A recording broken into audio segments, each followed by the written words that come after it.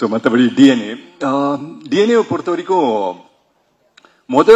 என்கிட்ட Nelson sir கதை சொல்றதுக்கு முன்னாடியே அம்பேத்கர் எனக்கு போன்லயே சொல்லிட்டாரு. அதர்வா இந்த மாதிரி ஒரு பிரமாதமான கதையா கேட்டேன், அப்படி ஒரு லைனை மட்டும் சொன்னாரு. ஓகே சார் அப்படின்னு சொன்னேன். பட் நான் டைட்டில் கேட்கல, என்ன டைட்டில் எதுவும் சொல்ல, நெல்சன் சார் அப்படின்னு சொல்லி சொன்னாரு. எனக்கு எக்ஸைட்டிங்கா இருந்தது. அவரோட படங்கள் பார்த்திருக்கேன். ரொம்ப ஒரு ஃபாஸ்ட் பேஸ் பிலிம்ஸ் எடுக்கிற டைம்ல ரொம்ப ஸ்லோவா அவங்க இமோஷனை நிறுத்தி சொல்லக்கூடிய டைரக்டர்ல நெல்சன் சார் ரொம்ப ஒரு முக்கியமான ஒரு டைரக்டர். ஸோ ரொம்ப எக்ஸைட்டடா இருந்தேன் என்ன கதை சொல்ல போறாரு அப்படின்னு சொல்லி. ஸோ நான் ஒரு ஃபேமிலி ட்ராமா இல்ல வேற மாதிரி ஒரு சேலஞ்சிங்கான ஒரு படம் சொல்லுவாருன்னு நினைச்சு உட்கார்ந்தேன். அப்போ உட்காரும் போதே இந்த படத்தோட டைட்டில் டிஎன்ஏ அப்படின்னு சொன்னாரு. நான் உடனே ஓகே டிஎன்ஏ இது ஜெனட்டிக், அப்படியே ஒரு சயின்ஸ் ஃபிக்ஷன், அங்கிருந்து டிஎன்ஏ பிடிச்சி அந்த மாதிரி எதனா இருக்கும் அப்படின்னு சொல்லி நினைச்சேன்.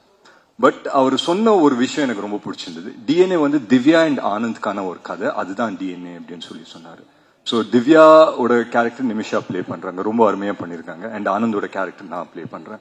ரொம்ப ஸ்பெஷலா இருந்தது இந்த படம் டோட்டலா பண்றதுக்கே. ஏன்னா எனக்கு தெரியல, ஒவ்வொரு படம் நடிக்கும் போது ஒவ்வொரு எக்ஸ்பீரியன்ஸ் இருக்கும். இந்த படம் நான் போகும்போது ரொம்ப ஒரு ஓப்பன் மைண்டோட, ஒரு பிளாங்கான ஒரு மைண்டோட போனேன். அண்ட் அங்க நடந்த ஒவ்வொரு விஷயமும் இம்ப்ரவைசேஷன் அப்படின்னு சொல்லுவாங்க இல்லைங்களா, அது சில படத்துல ஒவ்வொரு பீரியட் ஆஃப் டைம் நடக்கும். இந்த படத்துல நிறைய எனக்கு தெரிஞ்சு நானும் நிமிஷா ஒரு ஷார்ட் நடிச்சிட்டு இருந்தோம். ஸோ அந்த ஷார்ட்டை பார்த்தீங்கன்னா ஒரு 15-20 செகண்ட் தான் இருக்கும். ஒரு 15 செகண்ட் கழிச்சு அந்த டைலாக்ஸ் முடிஞ்சிடும்.